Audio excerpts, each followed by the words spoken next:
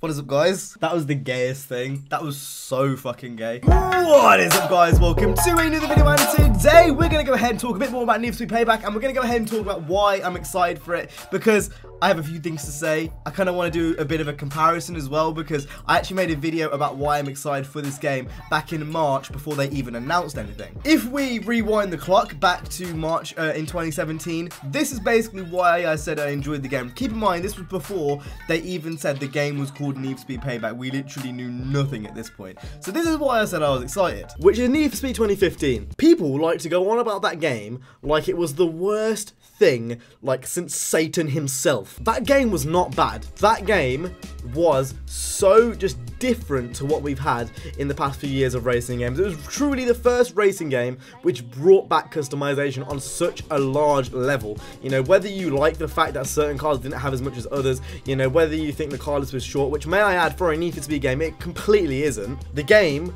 was a huge step forward, and it's not a bad game. Customization, although, you know, some cars don't have it, it's got the most customization in a racing game in the past 5 years. No arguments. Yeah, Need for Speed 2015 was literally pure fan service. Everything they did on that game was literally with the fans in mind. Who else does that? No one else does that. In all fairness, that video was kind of more of why I'm not worried more than excited. You know, I think there's a difference between not being worried for a game and being excited for a game. But now we know a lot more information, and I kind of want to go back and redo it because, like I said, so much has changed since then. Not only has the game been announced, and not only have we found out so much, and I've played it myself since then, and all types, like we've done all types of stuff since that video. But I think there's a few things which not many other people have said about Payback, and some things which I'm personally excited for, which I don't think a lot of other people have kind of picked up on yet. So without further ado, let's go ahead and get straight into the video. So let me go ahead and make this abundantly clear, because I know I'm going to get the cliche ones out of the way with first. Customization looks really, really good. Who doesn't like slamming a car all the way to the ground with bumpers on?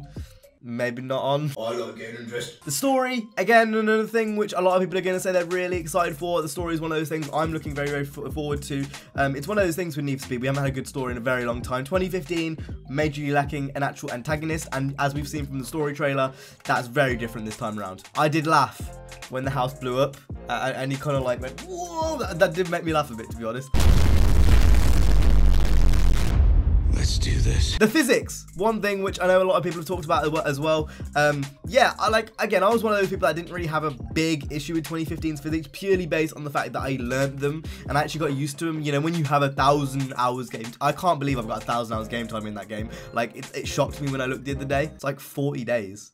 40 days worth of play. I spent 40 of my real life, like, days playing that game. Is that sad? I spent a lot of time playing 2015 is basically what I'm saying. So to have different physics, you know, like reworked physics is going to be a really cool thing, and it's going to be like playing a completely different new game again, because like I said, 2015's physics was so temperamental. To come to something which is going to be much more stable, it's going to be like relearning the game again. I was never really worried about this, because obviously a lot of people had problems with Ghost, and a lot of people were worried about Ghost. A lot of people have said, you know, it's Ghost, it's EA, they're money hungry, and all that kind of stuff. And obviously we do know microtransactions are going to be a thing.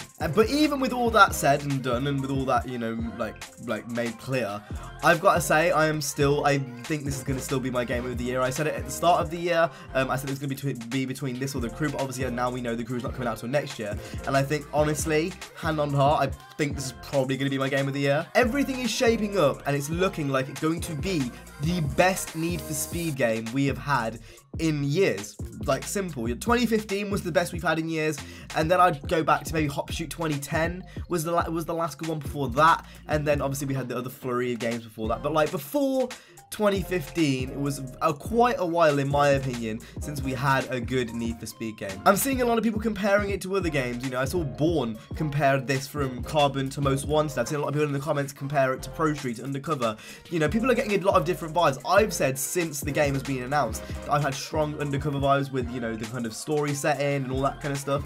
And I've got to say, the fact they are catering to everyone is insane. I think that's what has me most excited, really, is they try to cater to everyone. Now, obviously, if Break to Drift isn't as good as we think it's going to be, that's going to leave some people disappointed, and obviously there's things here and there which you can't please everyone. It's impossible to please everyone. There's always going to be things they're going to miss out on. There's always going to be little fixes they can do, and there's always going to be that thing, but that is what criticism's for. Why I'm excited is because they've added so much since the last game, more than I was expecting, to be honest. Wasn't really expecting airbags, wasn't really expecting, you know, the headlight tints and stuff, wasn't really expecting fucking a Huayra BC, definitely wasn't expecting a G-Wagon.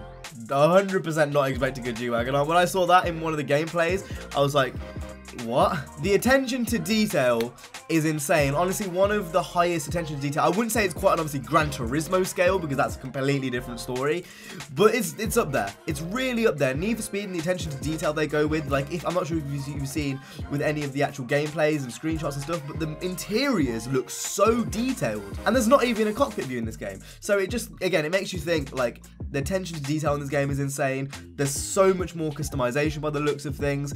Everything, like the fact we can just slam cars to the ground with air suspension and stuff is just insane to me. Tire smoke, NOS color, what else? Like, you can mix and match any part as long as it fits. That in itself is huge. It's basically what we all wanted from 2015, and like, that in itself is huge. And like I said, again, I wasn't really disappointed by 2015. I quite enjoyed that game, but I know a lot of people were, and obviously just because I wasn't personally disappointed, I know I'm not going to disregard everyone else that was. And it just seems like everything they've done so far, it just basically is what people wanted from that game that were disappointed. Now, obviously, you're still going to get those people, no free roaming cops, this, that, and the other. But as a whole product, as a 100% made product, this, in my opinion, is going to be the next best Need for Speed. I can see Payback being a modern classic, and I don't think I'm over-exaggerating by saying that. Having played it myself and having messed around with the physics at Gamescom, etc., I'm looking forward to actually picking this up in almost 3 weeks now. It'll be 3 weeks on Thursday, I believe, on EA Access. So we've not got long at all. I'm not going to sit here and say I don't have my worries, because I definitely have my worries, just like you guys. How are they going to do the DLC? Is it still going to be free? Because obviously we have microtransactions. How's that going to work? Are they going to do car packs? Are they going to, you know, how's the whole DLC thing going to work? Speedless, are they going to add party modes? That's one thing which we haven't seen, and private lobbies as well, because private lobbies are pretty much essential in 2017. You know, free roaming lobbies. Can we just go into a lobby and free roam with our friends? You know, all these types of things. I'm very speculative as well. Like, I have got my things that I'm keeping my eye on. But for the most part, like, the positives completely outweigh the negatives, and although I am a bit, like, you know, wary about a few things here and there, I've got to say, overall, my expectations for Payback are extremely high. It's just one of those things. I like games, I like Need for Speed, and this is just looking to be one of the best we've had in a very long time. They've gone above and beyond what most people do in 2 years, and that is it, really. 2 years it's taken to do all of this. The map is the biggest in Need for Speed history. Like, all of that in itself is just huge to me.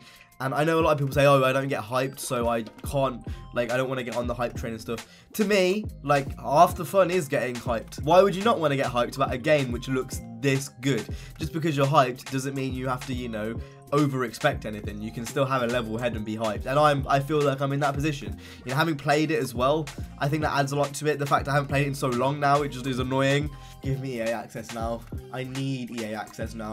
I need it so bad.